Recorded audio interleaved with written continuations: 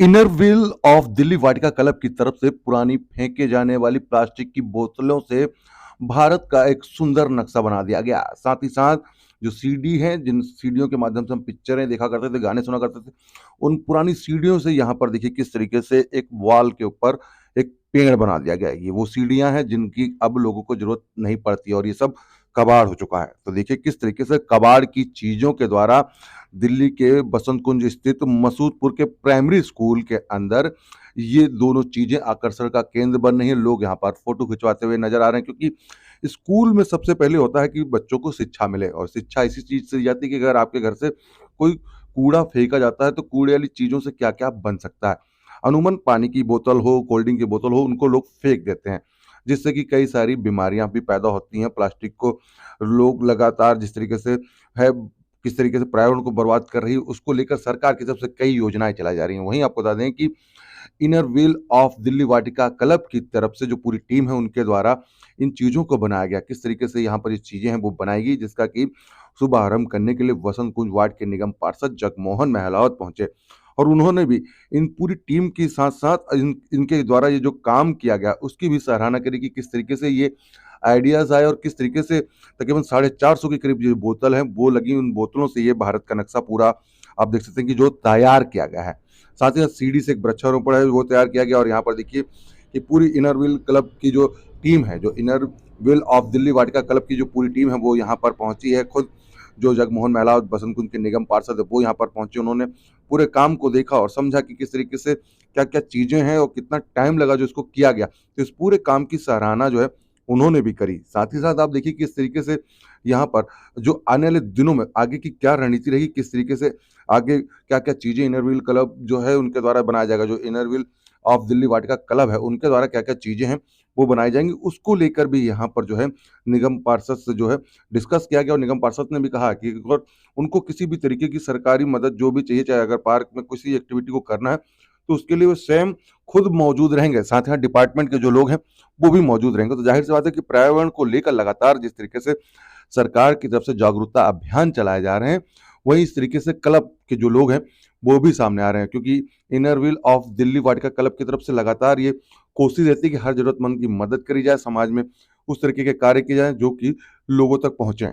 Are Soni news के लिए आप देख रहे हैं नीरज अवस्थी की रिपोर्ट। देख सकते हैं जो वेस्ट है उससे बनाया हुआ सारी चीज़ें यहाँ पर इधर भी पूरा ये देखिए। और अभी मेरे मुझे मैडम ने बताया कि एक जो बोतल है ये, इस एक बोतल में अपने महीने घर में जो एक महीने का कचरा निकलता है, जो रैपर वगैरह होते हैं, वो एक बोतल में आ जाते हैं।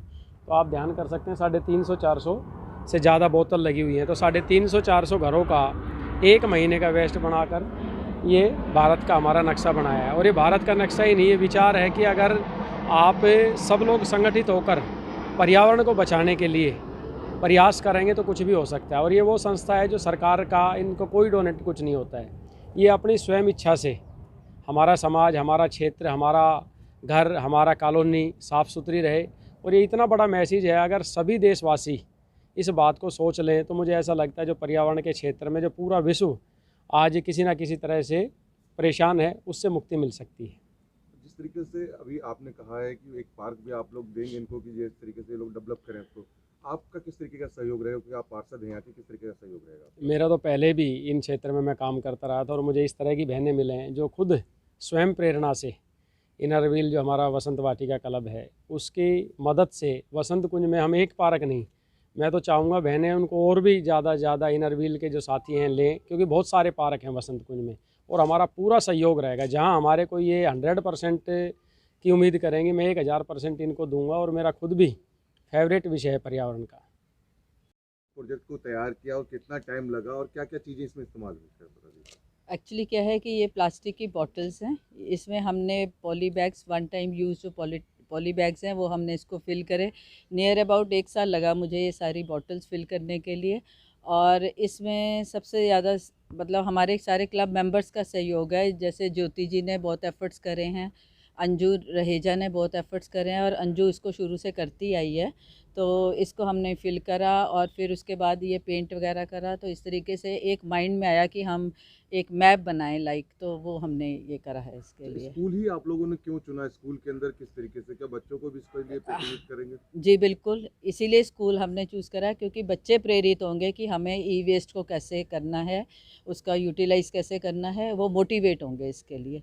यही एक रीज़न है जी। मैम, आपका क्लब जो है निर्बिल अपने दम पे ही चलता है। अब काउंसलर साहब ने कहा सपोर्ट करेंगे आपको, कितना काम और आप लोग आगे करेंगे अगर जब सपोर्ट मिलता है तो निगम पार्टी अगर से? हमें इनका सपोर्ट मिल रहा है और इन्होंने हमसे वादा किया है तो हम अपनी जी जान लगा देंगे, पूरी कोशिश करेंगे कि हम जितना कर सकते हैं हम बसंत कुंज में पार्क्स को डेवलप करें। हमारी पूरी बसंत वाटिका टीम की कोशिश रहेगी जी।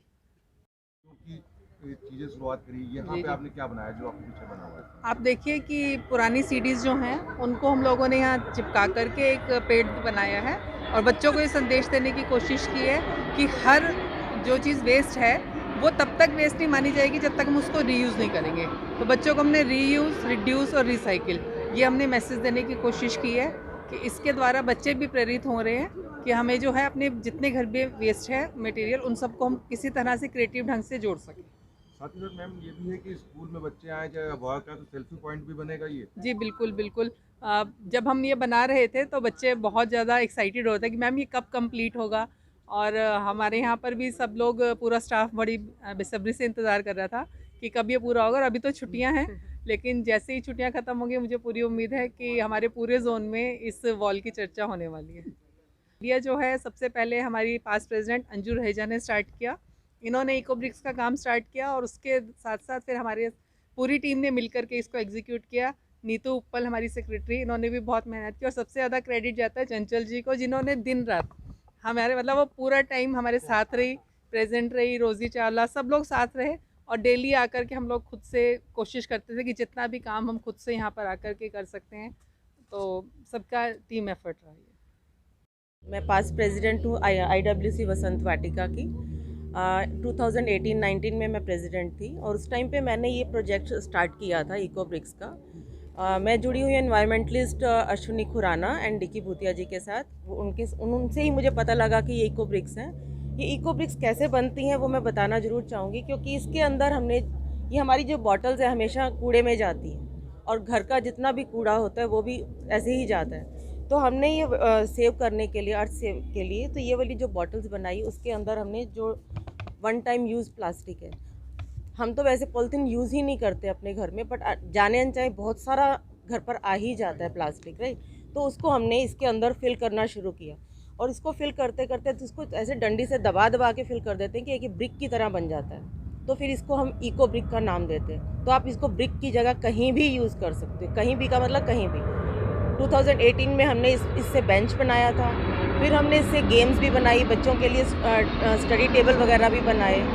तो नेक्स्ट ईयर फिर हमने वीडियो वगैरह भी बनाई और इस बार हमने सोचा कि कुछ और लार्ज स्केल पे किया जाए जिससे और ज़्यादा बॉटल्स यूज़ हो। तो इस बार हमने कलेक्शन की बॉटल्स की बहुत ज़्यादा, 400 to 500 बॉटल्स सबने मिल के हमारे लिए ये इकट्ठा किया, वेस्ट और बॉटल्स बनाई। तो फिर हमारा ये प्रोजेक्ट सक्सेसफुली हमने इस रूप में दिया। कितना टाइम लगा मैम इसको आप लोगों को? देखो, बॉटल्स बनाते हुए तो हमें 1 साल हो ही गया है, तो हमने 500 के करीब बॉटल्स बना ली हैं, बट हमारी इसमें तो 400 के अराउंड बॉटल्स बन गई। अभी तो ये एज अ ब्रिक है, आप ब्रिक को आप सीमेंट लगा के कहीं ब्रिक की तरह भी यूज़ कर सकते हैं इसको। और हमारा इच्छा है कि इस प्रोजेक्ट को हम और भी बड़ा करें। अभी हमारे पास फिल्ड बॉटल्स जो हैं, अभी भी हमारे घर में 100 बॉटल्स फिल्ड पड़ी हुई हैं, ये सब प्रोजेक्ट होने के बाद भी। तो 2-2 लीटर्स की बॉटल्स पड़ी हुई हैं फिल्ड। अब हमारा प्लान है कि हम इसके बाद एक वो प्रोजेक्ट और करेंगे जिसमें हम देखेंगे कहाँ क्या कैसे बनाना है, वो हम आगे करेंगे। वैसे ये हमारा रेगुलर ये प्रोजेक्ट, बॉटल्स हैं जैसे हमने यहाँ बनाई हैं, वैसे फिर ये हमारा, पेंट हुआ है। और ये हमारा हर साल कुछ ना कुछ, जैसे अंजू जी ने बताया, कुछ ना कुछ बनता है और आगे भी हम हमेशा करते रहेंगे। ये वसंत वाटिका की प्रायोरिटी है कि हमारा एनवायरनमेंट को ध्यान में रखते हुए